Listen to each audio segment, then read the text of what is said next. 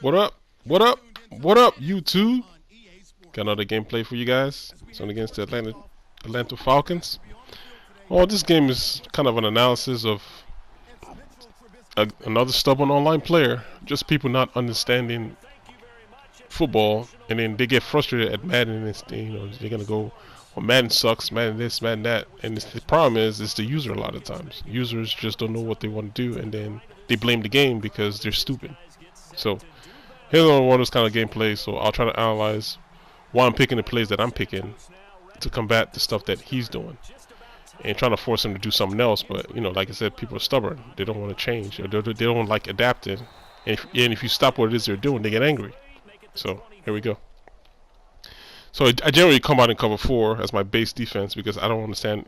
It's different players, different play styles. So cover 4 kind of covers both run and pass. So when he comes out here in 2-1-2, I just come out in cover 4. If he's passing, I'm ready for it. If he's running, I'm ready for it. So I was kind of anticipating maybe a type of run, more a drag than anything. I mean, not a drag, but a stretch to his strong side, which is what he's doing. And he's able to make fancy moves and gain 10 yards, get a first down. All right, good run. Comes out in again.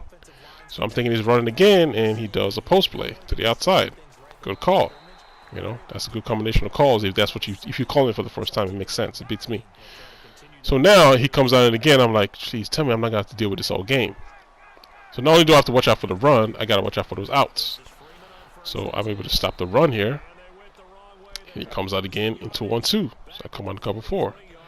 And what I started doing to anticipate him throwing his outs again, if he comes out in 2-1-2, is he comes out here in 0-1-4. So I decided to come out, my pattern mid blitz. And you guys understand the way this blitz work, right? I have 6 guys blitzing the quarterback over 5 guys. If he doesn't block his tight end, some guy's gonna come free. Just football, just numbers. So he calls the play. If he doesn't block his tight end, somebody's gonna be running free, and there goes the free runner. So he gets sacked.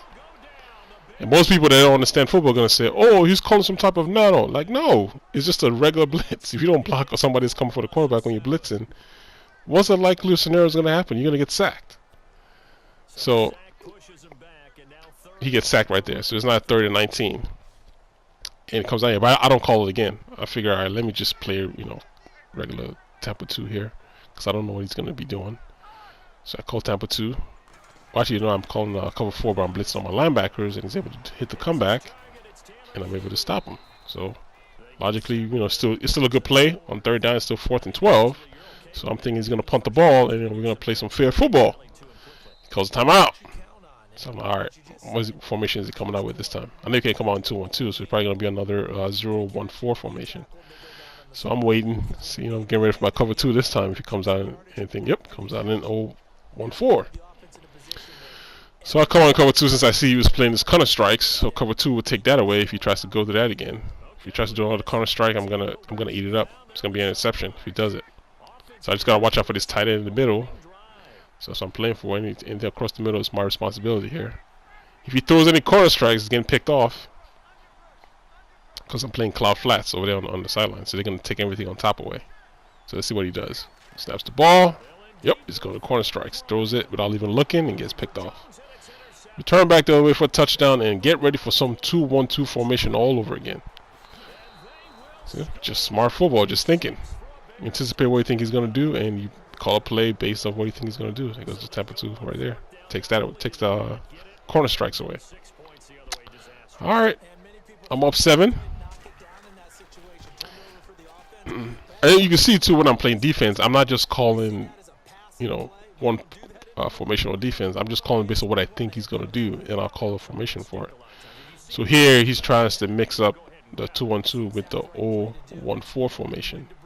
So basically when I get him down in 3rd and long, he goes to his 0-1-4 formation, and then at first I was just trying to play regular coverage. I see because you're trying to give your opponent a benefit of the doubt. Like, let's see if he's going to play. Let me call someone else, and then you call someone else, he got you with the same thing, and you get pissed off like this guy's just not going to change. So he's still in the stretch again. Gets a big game. All right, cool. That's fine. Whatever. Go back to the play call screen. 2-1-2 again. It's like, all right, here we go. So I'm already playing now I'm playing cloud flats to take any type of out routes away. I'm going to switch my coverage. So he's nice launching it deep. But I'm playing on my receiver. I'm playing swap ball, so I don't even have to even switch over. They'll automatically do that on their own. They'll go for the ball. They'll swap the ball on their own, which is a good, good thing. So if this was last year, you'd be frustrated playing this guy because of the aggressive catching. That was the problem with Man 17. But you don't have to worry about it as much as I see. I took the out routes away. Tries to throw it underneath. This is the same play he always calls. There's an out route to Julio Jones, and his running back comes underneath, and then his tight end is running the post. It's a difficult play to stop. So, but I put my outside linebackers in cloud flats, and I took those out routes away. So of course I'm going to anticipate a stretch over here maybe. Okay, does this. He's able to swing around somehow and gets 4th and inches. So I'm kind of irritated at my guys because I brought Jackson there. He should have been able to make that stop, but he missed the tackle. So I guess you could say, use a play because I was supposed to make that tackle, but I kept hitting X. He wouldn't tackle the guy. He just kept running. So I don't know. But he's able to get big yardage. He gets the first down here. This should, should have been stopped right there. It should have been 4th down and 2 or 4th down. I mean 4th down and 11 or something. But I missed the tackle back there. All right, so he has another round first down. And of course, I got to anticipate him running a drag or play action. So he's calling play action here.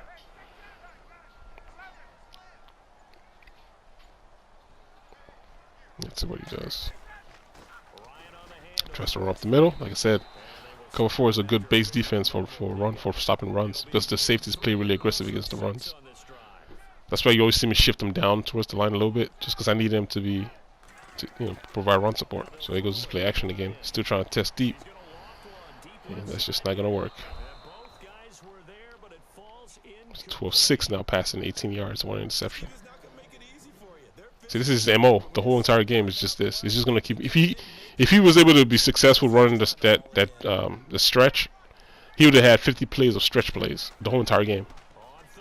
So I'm able to hold him here now, force him down to 4th down. That's why I'm sticking in this cover 4 because he's gonna kill the stretch. Because I was hearing people online and complain about not being able to stop stretch. Cover 4 stops the stretch. You just gotta know what you're doing.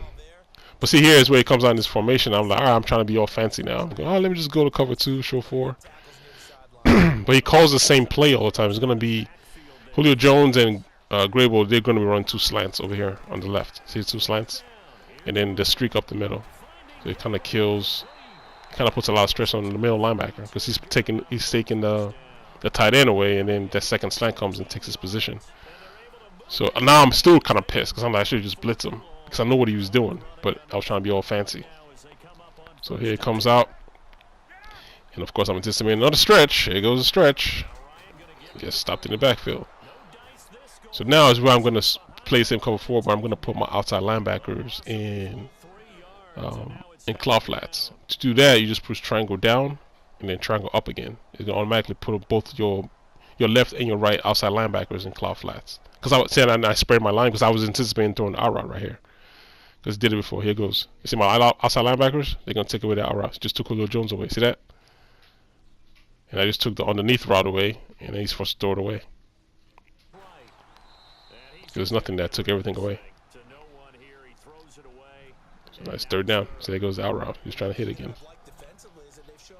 So I'm anticipating. I'm going to my double-A gap because I'm anticipating another. But I'm still trying to be fancy. I called nickel dog 2 here, and I was trying to put one of my linebackers in the middle in a blue zone, but they kept giving me purple zones for both of them. So you see this? So I had to switch one of them to a yellow, and then I'll try to take away the tight end. See that? So I put Freeman in the yellow, and I was trying to take away the tight end myself, but I didn't get over fast enough. See? Like I knew it was coming. It's just so annoying. If I was able to put one in the blue zone, I would have to. All I had to do was worry about the slant coming across the middle. But because I wasn't able to get my assignments right, and he snapped the ball, he's able to complete again. So, but in my head, I'm going, he can't do this the whole game because it's just not going to work. I know what he's doing, and yeah, he might be getting lucky this series, but you can't be stuck with this game plan for the rest of the game. It's not going to work. So, he's moving the ball here, he's trying to get in the end zone. I think he's going to call that same out route. Yeah, he calls that out route again. He goes underneath. I try to watch for the running back. I should have pushed R3 to bring my runner down so he's able to sneak in the end zone. So, playing the game, I'm heated. I'm like mad because I know what's coming, but you know, I just didn't. I didn't do what I was supposed to do. So, all right, you get in the end zone. Fine, that's fine. Get a touchdown. But at least I know how to stop it. This cannot continue for the rest of the game. And in my head too, I'm thinking, it's almost half. If I score right here, I score a touchdown. Oh, he missed the field goal. All right, if I score a touchdown right here, then it's 14-6. I come out at half, in third quarter, I get the ball. If I go up again, that's 21-6. Then he cannot run this formation first. He has to throw the ball. So that's what I'm thinking here. I need to score a touchdown before the half ends. I have to get. If I'm going to force him to change his game plan, I have to get in the end zone. So that's just one of the things you got to be thinking about. So come out here, because this is the first time I'm touching the ball on offense now. He's been on offense all game. So I don't know what he's going to give me. I just got to call my plays and read my assignments, and like I say, take what's given.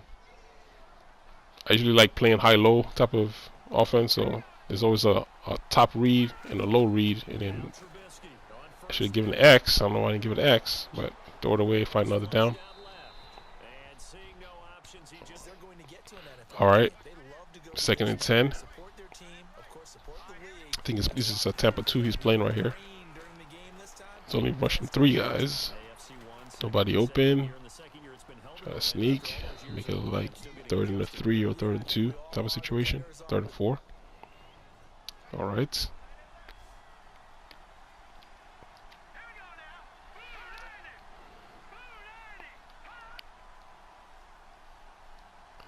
I think box came open here, but yeah, I think box eventually did come open. Look at X was open too. It's bad read on my part. Alright, like I said, from all the stuff he's been doing all game, I wasn't going to punt the ball to him and go through all that again. So I'm just going to try to convert here. I'm kind of guessing the middle is going to be open here, so I'm going to send my tight end on a streak. So I just sent him on a streak right there. If that linebacker shifts, he comes and just throw it. Bang, first down. So it's a quick read. If he was to stay with him, then I'll just look over to the left side. Be my next read. So that's what I was looking for. I was looking for the tight ends. I mean the linebackers. They're always the key to most plays. You just gotta watch where the linebackers are lined up.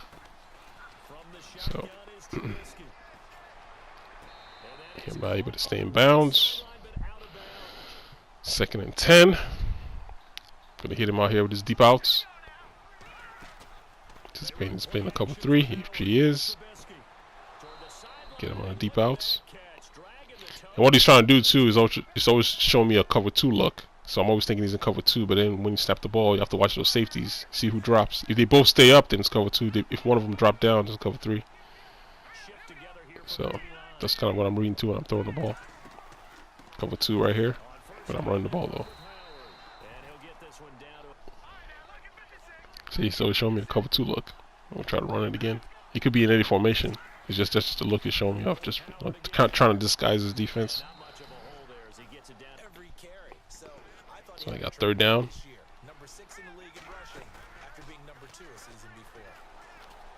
So just take what he gives. I'm gonna keep drifting off to play deep coverage, and I'll just take underneath all day. I don't need short yardage.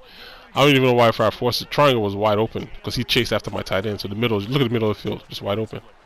But I'm still able to convert though, but that's just a bad read on my part. I think I was too keyed on my tight end. But right here I'm going to try to gash him in the back of the end zone, since he's playing really aggressively with his user in the middle of the field. So he's in the cover 2 right here. So the center of the field is always wide open. But look at his linebacker, he's going to be playing really aggressive underneath. Now watch his linebacker, he's going to take the drag, see that? But look at the middle of the field wide open. Never fails. Never fails. Touchdown! Alright. So we're going to go into the 3rd quarter here because 19 seconds here left in the 2nd. He really didn't do anything. He just ran 2 more stretches, and that was the end of the 2nd quarter. So we're going to go to the 3rd quarter, and I get the ball, and I'm trying to move up here to try to increase this lead so he can switch up his offense. But then again, like sometimes when you play online, you got to realize sometimes some people, like the way they run their offense, that's the only way they know how to play. So like when you're playing them, it's frustrating for you, but you gotta understand some people, that's just how they know how to play. That's what they do. Like I've played people where they're down a lot and they're still playing the same. They won't switch up their formations. They'll still be running out of 2-1-2. I'm like, you're not gonna get up the field playing 2-1-2 all game. He likes playing small ball. Like you got to be able to, like, you know, switch up, like switch formations, like put more receivers on the field or something. You know. But some people just don't know. They don't know any better, so they keep doing the same things over and over again. And he's kind of one of those, and I'm going to show you here in a minute. Here, I don't know what happened to 72 on my lineman right there. Watch this, because box is going to come open. Look at 72. I'm staying right because he's there. I'm thinking he just didn't block for me. I don't know what he's doing. But box came open. I was going to throw the ball in, and I got sacked. So here, X is wide open too. Should have hit X again, but I just dump it down. Take what I can get. Just go on third down, see if I can convert. Yeah, although I've been throwing the ball with Trubisky, like, well, but sometimes he still throws UFOs. So here goes one of his infamous UFOs. Got the guy open. Look at box coming across the middle. Come across the middle, and then look at that. All right, it's all good. But at least, you know, like I said, I'm on defense. I got the lead, and I know what I'm going to get from him. I'm kind of, besides, I think he's had 2 10-yard plus runs on the stretch, but for the most part, I've been shutting down the stretch. And I'm not really worried about it deep because I'm playing over the top coverage too, which would be triangle and up on the right stick. So I just got to watch out for the stretch. Let's play action because he knows going on top. Sticking with him. Got to beat on my man this time, but bang! Drop that pass. Like that's not gonna work. See what he does now. So apparently that's not working for him. Like I said, he has to pass more. So here goes this play, and I already know what's coming. It's just 2 slant plays again, and the tight end going up a streak. Well, the tight end has an option either do a comeback or go straight up the field, depending on what I'm playing. But I remember last time I called this in the first quarter, I was able to sack him. I'm just gonna call it again.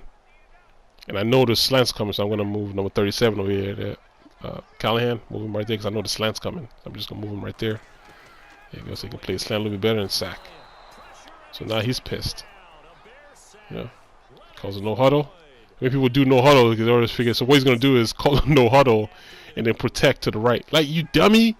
Like, it's not gonna help you. Like, you gotta block your tight end. Look, sacked again. He blocked to the right, and then the left guy just comes in. He doesn't even understand that I'm blitzing 6 to his 5. He doesn't even understand that. Look at the play art. I got 6 guys coming in against your 5 linemen, and you're running your tight end out on the streak. Like, you're gonna get sacked. He does it again. All right. I'm not gonna play fancy anymore. I'm just gonna go to this because I know it's gonna work. And like I said, if he doesn't block his tight end in this formation, he's asking to get sacked. So I'm just gonna set up my defense again. Move everybody up since it's 4th down and 24. In my head, I'm thinking, you better block your tight end or you're gonna get sacked. That's what I'm thinking. So just wait for him to snap the ball and see what happens. If he blocks his tight end, he's good. He didn't block it, so somebody's coming free. There he goes. So you already know he can't take it anymore. And he ejects, of course. So, usual. But I think I've already explained those formations to you before, past videos, so you guys understand what I'm talking about. But until the next video, my stats will be at the end of the video. And I'll holler at you dudes later. Alright guys, 1. There goes the stats. And I'm pretty sure he quit because he figured I was doing something crazy. It's just simple math, man. 5/6. Alright, man. To the next video. Later.